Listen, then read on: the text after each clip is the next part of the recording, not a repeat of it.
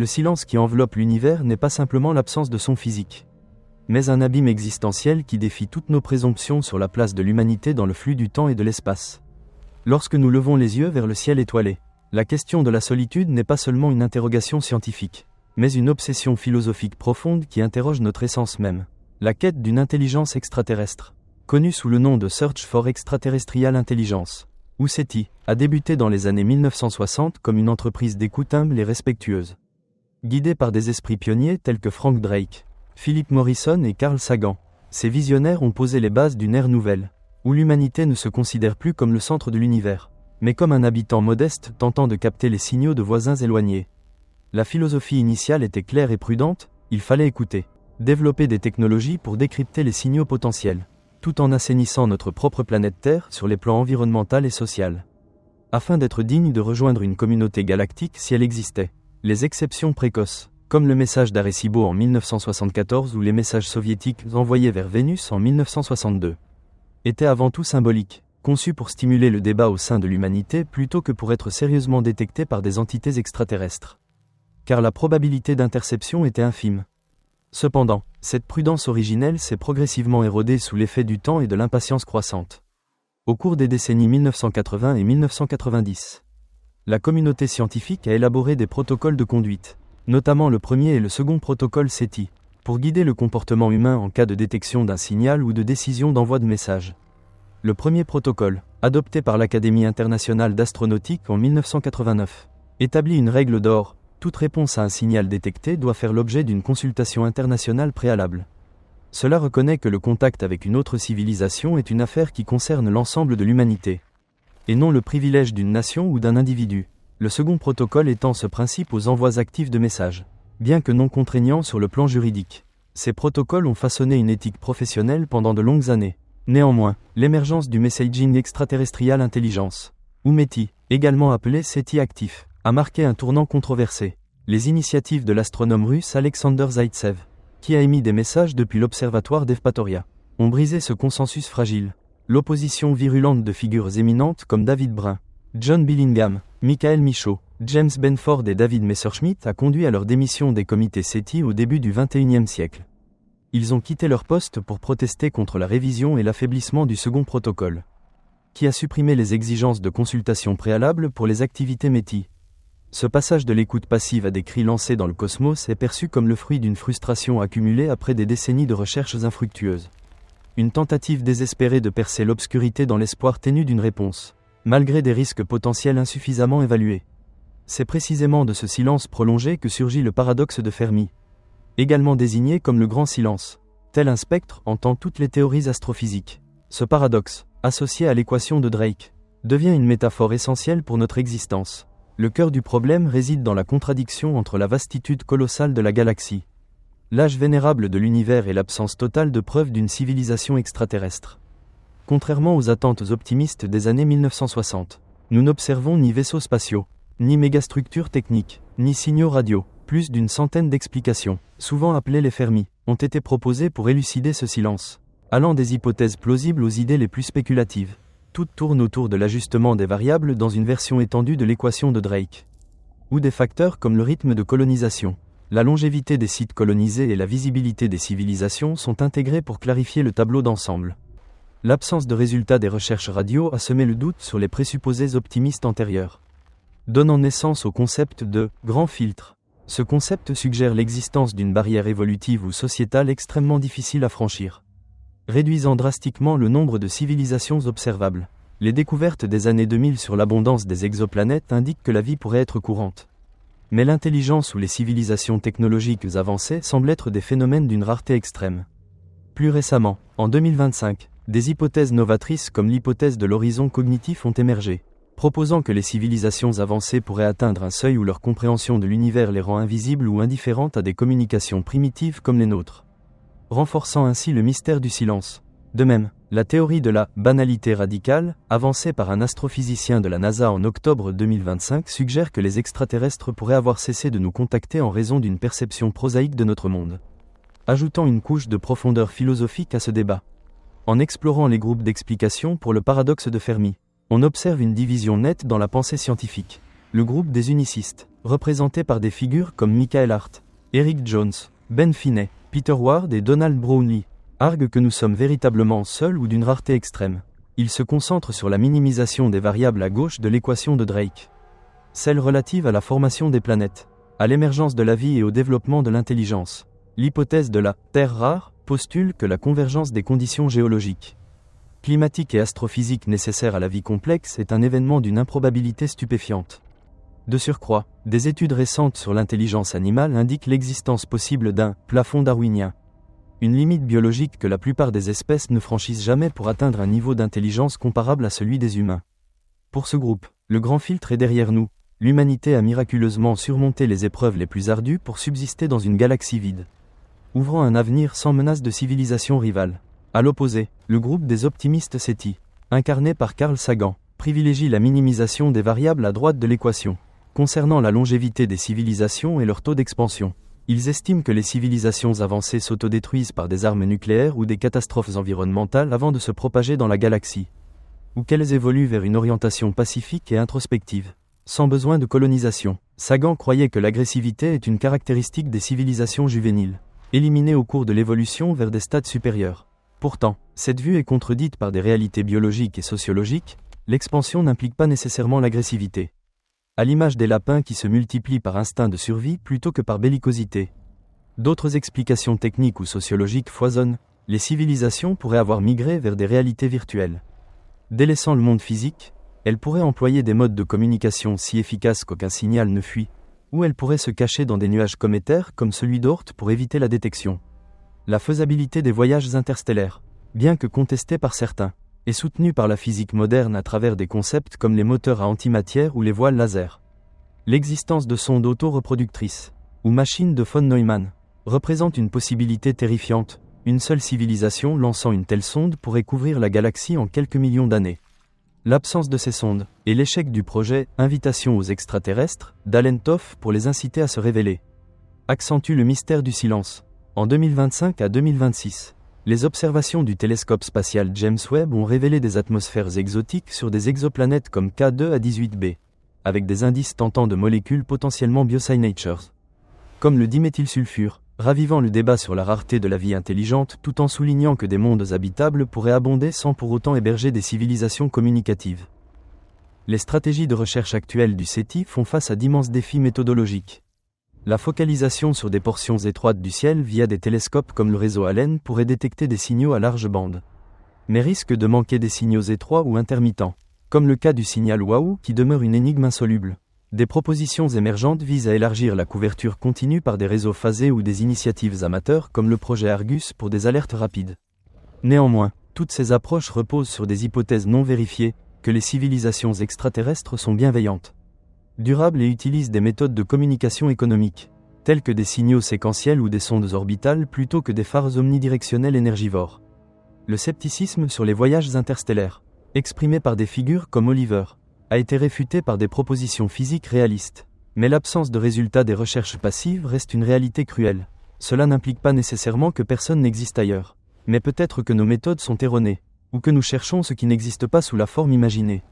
Le projet Breakthrough Listen, actif depuis 2015, a récemment, en décembre 2025, observé l'objet interstellaire 3IATLAS sans détecter de signaux artificiels, confirmant ses caractéristiques cométaires naturelles, tout en intégrant de nouveaux outils comme le télescope radio de Sardaigne pour étendre les recherches de technosignatures, y compris des transmissions optiques inspirées des communications de Luciole. C'est dans ce contexte d'impasse que le débat sur le METI a éclaté comme un feu dans une prairie aride. Le METI n'est pas seulement une science, c'est un pari diplomatique et éthique à l'échelle planétaire. Les opposants, ou dissidents, soutiennent que hurler dans l'univers sans provocation viole les protocoles scientifiques et éthiques fondamentaux. Cela interfère avec une expérience en cours, le silence, et risque des changements irréversibles sans consultation communautaire. La motivation psychologique sous-jacente au METI est analysée comme une frustration, après des décennies d'écoute vaine. Certains scientifiques veulent provoquer une réaction. Les risques sont incommensurables, même si la probabilité d'une civilisation hostile est faible. Les conséquences pourraient être l'annihilation totale. Attirer l'attention pourrait perturber l'équilibre galactique ou favoriser des scénarios destructeurs comme des missiles à antimatière, des déviations d'astéroïdes ou des interférences dans les réseaux d'information globaux. L'argument du « portail de l'écurie », souvent invoqué par les partisans du METI, affirmant que la Terre est déjà détectable via les fuites de signaux télévisuels et radars militaires, est un sophisme logique périlleux. Il existe une différence fondamentale entre une bougie diffusant une lueur faible et un phare puissant dirigé intentionnellement dans les ténèbres pour attirer l'attention. Le METI cherche des conséquences, une réponse, et est donc provocateur actif. Nul ne peut garantir l'absence de résultats néfastes, rendant une analyse exhaustive des risques impérative. Les penseurs prudents appellent à un processus de consultation diversifié, impliquant des experts en astrophysique, biologie extraterrestre, éthique, sociologie et diplomatie, inspiré de la conférence d'Asilomar qui a établi des règles de sécurité pour la biotechnologie.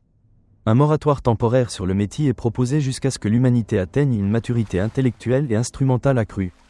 Mais actuellement, le METI contourne les failles du droit international, ignorant des instruments comme la loi Logan qui interdit la diplomatie non autorisée, pour entreprendre des actions représentant la planète entière sans permission. En scrutant la nature profonde de ce conflit, on discerne qu'il reflète la tension entre deux pôles de la nature humaine, la curiosité audacieuse et la prudence conservatrice. Les partisans du METI voient dans le silence une invitation, un vide à combler par la voix humaine. Ils craignent la solitude plus que la mort. À l'inverse, les opposants perçoivent dans le silence un avertissement, une forêt obscure où se tapissent des prédateurs, et où la survie dépend du mutisme. Cette polarisation ne se limite pas à la communauté scientifique, mais imprègne les œuvres littéraires et philosophiques citées. Des avertissements de David Brin sur le « grand silence » aux analyses de Robin Hanson sur le « grand filtre ». Les travaux de Sagan, Ward, Brownlee et bien d'autres composent un tableau multidimensionnel où l'espoir et la peur s'entrelacent intimement. La démission de scientifiques éminents des comités SETI n'est pas un retrait, mais une déclaration vigoureuse de conscience, un effort désespéré pour préserver la prudence avant qu'il ne soit trop tard. Ils comprennent que, dans ce jeu cosmique, il n'y a pas de bouton de recommencement, un signal émis ne peut être rappelé, et une position révélée ne peut être dissimulée à nouveau. L'arrogance de s'arroger le droit de représenter la Terre pour s'exprimer pose un problème éthique sans précédent. Qui a le droit de décider du contenu du message ? Qui décide du moment d'envoi ? Et surtout, qui assumera la responsabilité si la réponse est une catastrophe ? L'histoire humaine démontre que les contacts entre civilisations de niveaux technologiques disparates mènent souvent à l'effondrement du plus faible. Appliqué à l'échelle cosmique, où les écarts technologiques pourraient atteindre des millions d'années, la prudence n'est jamais excessive. L'absence d'un mécanisme de gouvernance globale pour cette question constitue une faille majeure. Alors que nous disposons de lois sur les mers, l'aviation et les traités sur les armes nucléaires, nous laissons ouverte la porte à quiconque possède un émetteur assez puissant pour parier sur le destin de la planète. La résistance des dissidents est un tocsin d'alarme, rappelant que la science n'existe pas dans un vide éthique, et que le progrès technique ne signifie pas maturité intellectuelle. En revenant au premier jour de cette quête, lorsque d'immenses radiotélescopes se tournaient vers le ciel avec un espoir innocent et pur, on contemple une image à la fois magnifique et fragile. C'était l'époque où le désir de connexion était primal, non souillé par l'impatience ou les calculs risqués. Nous croyions alors que l'univers regorgeait d'amis en attente, et qu'il suffisait d'écouter avec assez d'attention pour entendre leur salut.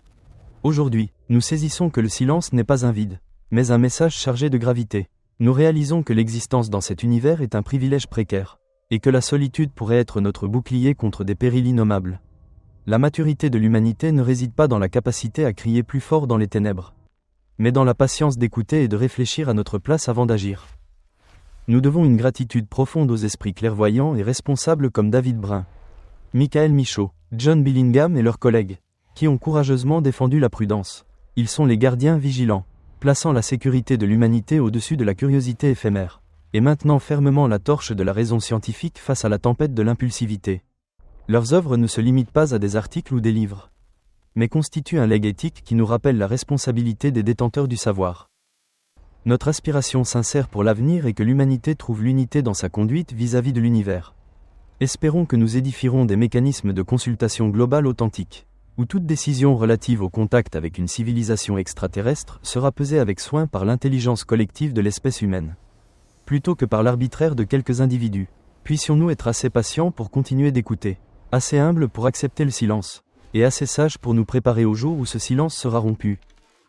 Ainsi, dans cet instant de quiétude finale, alors que nous nous tenons au bord de l'océan cosmique infini, nous ne sommes pas des enfants égarés hurlant de peur, mais des voyageurs matures, observant calmement les étoiles, chérissant notre existence comme un miracle unique au cœur de la nuit éternelle. Et comprenant que parfois, la réponse la plus puissante à l'univers est notre persistance silencieuse et résolue. Ce silence n'est pas seulement l'absence de bruit, mais une entité vivante, un voile de velours épais enveloppant toutes les conceptions d'espace et de temps. où chaque scintillement d'une étoile renferme des milliards d'années d'histoire de naissance et de mort. Lorsque nous acceptons de reculer d'un pas au bord de l'abîme de l'arrogance, nous commençons à voir l'univers non comme une scène éclatante érigée pour accueillir l'apparition de l'humanité, mais comme un océan abyssal, froid et indifférent, où les courants de la physique astrophysique emportent tout vestige de civilisations imprudentes. C'est dans cette reconnaissance humble qu'une forme nouvelle d'intelligence germe dans la conscience collective humaine. Une maturité douloureuse mais essentielle pour transformer une espèce bruyante, avide d'attention, en observateur contemplatif, comprenant la valeur de se fondre dans la forêt galactique grouillante de chasseurs invisibles. Nous avons autrefois regardé le ciel avec les yeux d'enfants perdus, convaincus que la solitude était une malédiction à briser à tout prix. Mais désormais, à travers le prisme de l'expérience et des modèles mathématiques impitoyables sur les probabilités de survie, nous comprenons que la solitude est la plus grande grâce accordée par la création. Elle est un coussin de sécurité, un mur de feu séparant la flamme fragile de la vie terrestre des tempêtes furieuses des civilisations supérieures. Qui pourrait voir notre existence comme une nuisance ou une ressource à exploiter? Ce basculement dans la pensée n'est pas de la lâcheté ni un renoncement à l'exploration, mais l'élévation de l'instinct de survie à un niveau philosophique, où le silence devient la stratégie suprême pour préserver notre héritage génétique et culturel jusqu'à ce que nous soyons véritablement assez forts pour dialoguer d'égal à égal avec les géants des ombres. Dans ce moment de recueillement, en retraçant le long chemin depuis les premiers signaux radio émis avec naïveté jusqu'à la prudence calculée d'aujourd'hui, nous ne pouvons qu'incliner la tête avec respect devant les phares intellectuels qui ont illuminé la voie étroite entre curiosité et anéantissement. C'est une gratitude profonde envers les penseurs pionniers, scientifiques et philosophes, qui ont osé défier le courant d'excitation populaire pour poser des questions ardues sur la sécurité planétaire. Ils nous ont enseigné que la science ne consiste pas seulement à découvrir ce qui est possible, mais à déterminer ce qui ne devrait pas l'être. Ils sont les architectes de la retenue, ayant bâti les fondations éthiques pour l'approche de l'inconnu, nous rappelant que dans l'échiquier cosmique, un faux mouvement ne se rachète pas par le regret. Leur legs ne réside pas en médailles ou en monuments grandioses, mais dans la paix du ciel nocturne actuel, dans le fait que l'humanité persiste encore à réfléchir, non effacée par un claquement de doigts d'une civilisation supérieure que nous aurions imprudemment irritée. Cette prudence cultivée par ces intelligences ouvre une perspective nouvelle pour l'avenir. Un avenir où l'humanité ne mesure plus sa grandeur par la conquête ou l'expansion, mais par l'empathie et l'autonomie. Nous envisageons un demain où nos dispositifs d'écoute deviendront si sophistiqués qu'ils capteront le souffle de l'univers, mais où nous choisirons le silence, non par crainte, mais par respect pour l'ordre naturel des choses. Ce sera l'ère de la grande introspection, où l'énergie humaine se concentre sur la guérison des plaies de la Terre, la résolution des conflits internes et l'élévation de la dignité de chaque être, plutôt que sur une quête désespérée de salut auprès de divinités stellaires étrangères. Nous deviendrons les gardiens de la vie, les dépositaires des mémoires d'un recoin de la Voie lactée, observant silencieusement l'ascension et la chute d'autres empires galactiques avec la sérénité des sages. Et lorsque la nuit descend, enveloppant les cités illuminées et les étendues sauvages paisibles, nous regarderons les étoiles non pour mendier l'attention, mais pour y trouver notre reflet. Nous réaliserons que chacun de nous est un microcosme, et que la connexion la plus sacrée n'est pas une transmission radio traversant l'espace, mais la compréhension entre humains, le serment de main ferme entre créatures partageant un vaisseau précaire au milieu de l'océan du néant. Le silence de l'univers cessera alors d'être effrayant, car il sera empli par la voix intérieure d'une humanité mûriée, une espèce ayant appris à chérir sa solitude et à la transformer en force. Nous existerons, résilients et fiers, comme une note grave mais résonante dans la symphonie muette de l'éternité, prouvant que le sens de la vie ne réside pas dans le fait d'être trouvé par autrui, mais dans le fait de vivre pleinement et de maintenir allumée la flamme de la conscience au cœur de la nuit infinie, attendant un jour lointain où nous serons prêts à émerger dans la lumière. Non comme des mendiants, mais comme des pères dans la communauté des étoiles.